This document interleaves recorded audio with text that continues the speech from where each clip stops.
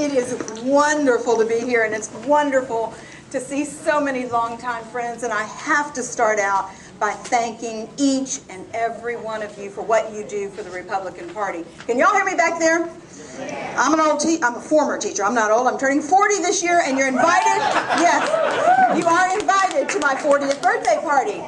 I do want to thank you for what you do for our party, for our fearless leaders and all those who are elected officials, all those who are planning on being candidates, and all those that do the licking and the sticking and the door knocking and the sign nailing in. I am so very grateful to each and every one of you. And I'm so blessed, as you all are, to live right here in Denton County, which is just Republican to the bone territory. I've got so many things I want to say to you, and I'm going to try to talk quickly, and Diane is going to yank me when it's time to sit down. AV does it. Oh, Lordy.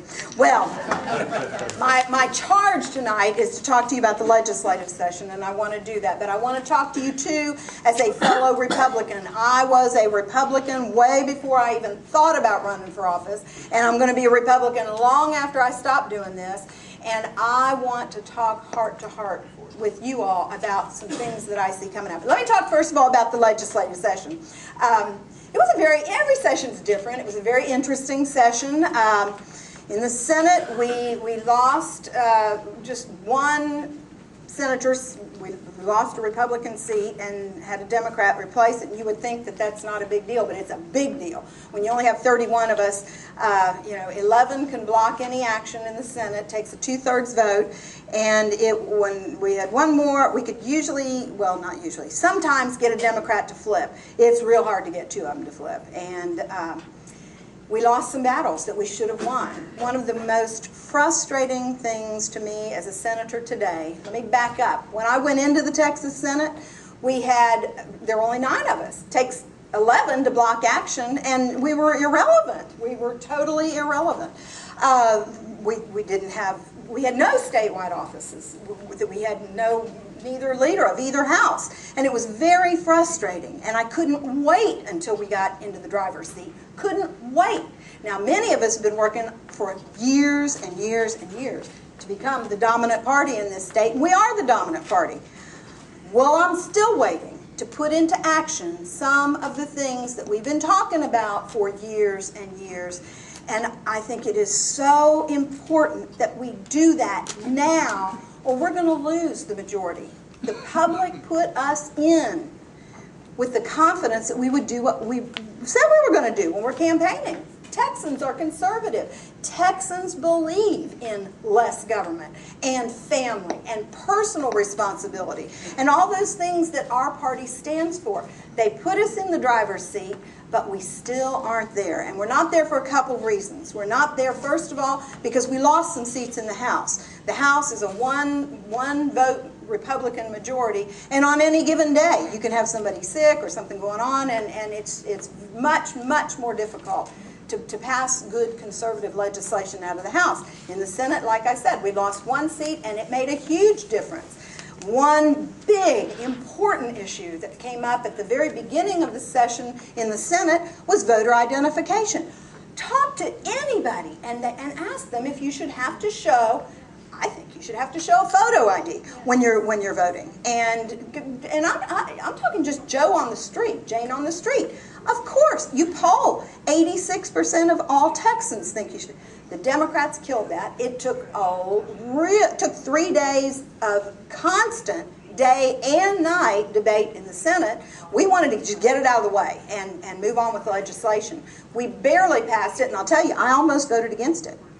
Because we took out the photo business, we watered it way, way down to where if you showed any 2 pieces of, it could be a letter, it could be an electric bill with your name on it, and you could vote. Well, that's not good enough for me, but I voted for it, just to move it on. Well, it was a mistake, by the way. We should have had something really tough coming out of the Senate, because when we went over to the House, it was going to get watered down. We sent a watered down piece of legislation over there. They kept it bottled up till the very end, and you probably read about the fiasco at the end where they did a maneuver that, I don't understand the House all the time, but they did a maneuver where they put a lot of bills that were bills that traditionally would have not even had discussion. They're consent bills that everybody agrees on, and they did little mini filibusters on those so that they would kill voter ID before it ever came up. And by the way, there were a lot of other bills. They killed 36 of my bills that I had passed out of Senate committee, out of the Senate, out of House committees, and these were good bills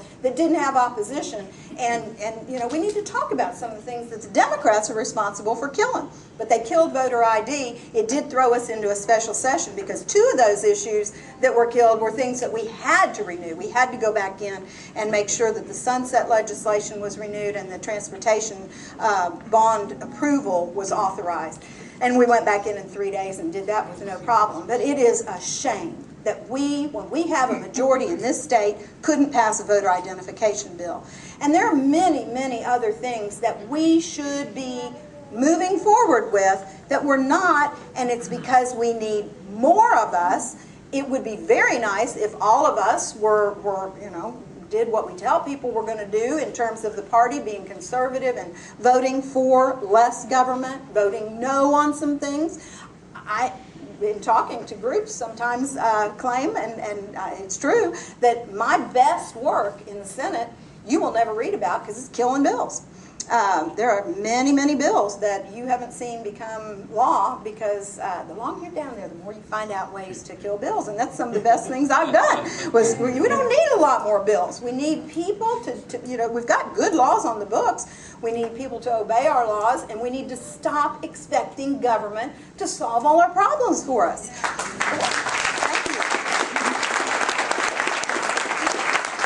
You know, I have served on the Finance Committee longer than any other Republican and longer than all but one Democrat. And so I've been on the Finance Committee long enough to watch the budget process and how we spend or don't spend the state's money. And it's very challenging. It truly is.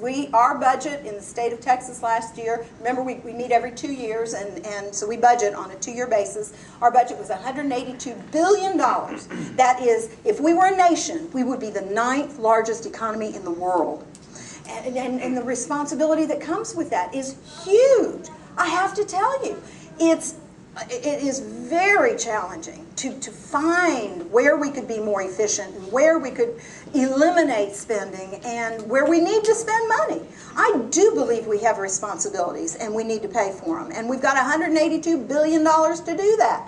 Of course we should help take care of those who truly need our help. I don't want to spend one penny helping somebody who is quite capable of taking care of themselves. We need to support our teachers. I don't think there's anything more important we do in this state than educating our children.